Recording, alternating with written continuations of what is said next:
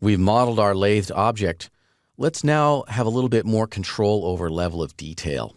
If I select that object, remember in the lathe modifier, we have the ability to control the number of segments. And that's the number of segments radially. We can see that really clearly here in the top viewport. If I click and drag on that segment spinner, we can change the number of radial segments. I can increase or decrease that. Let's say I'll set it up to something really high just for purpose of demonstration to like 128. Now we've got a very high level of detail in the radial axis. But in the other axis along the length of our spline, we're not able to control that level of detail directly from within the lathe modifier. There is a way to do it, however. It's interpolation of the spline itself. Each line in 3ds Max has an internal control to set the level of detail between 2 points, and that's called spline interpolation. Let's take a look. Select the object, go down to the line base object, and we can see this with show end result turned on or off. Let's take a look at it with it turned off first. I'll turn off show end result and get in pretty close here and scroll up to the top, and you're looking for interpolation in the modify panel. Open that up, and you've got some parameters here.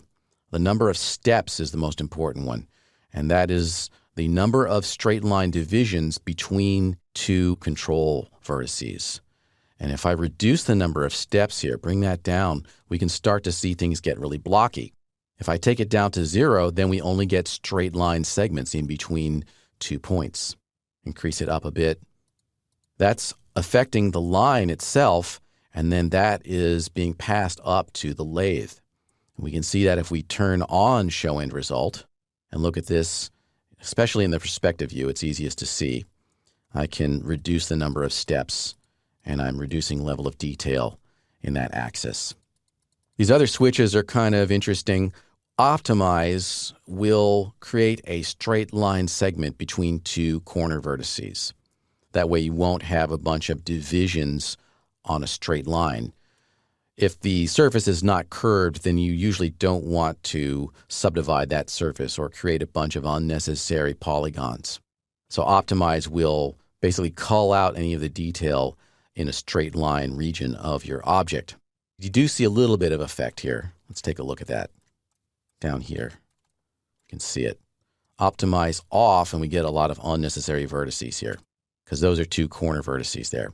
So I'll turn that on, and then we get a much cleaner result. Now, adaptive is less useful, I think, and what it tries to do is add divisions where needed in order to maintain some level of curvature, but that level of curvature is arbitrary and you have no control over it. You can turn on adaptive, and you can see what it's trying to do is increase the level of detail here where there's higher curvature, and then have less detail in areas of lower curvature. But again, you don't have any control over that, and I don't use it very often. Usually leave it off, and if you need to increase detail in some area, the way to do it is actually to add more points on your line using the refine tool that we saw earlier. Okay, pretty cool. So that's how we shape up a line using its interpolation settings to control level of detail.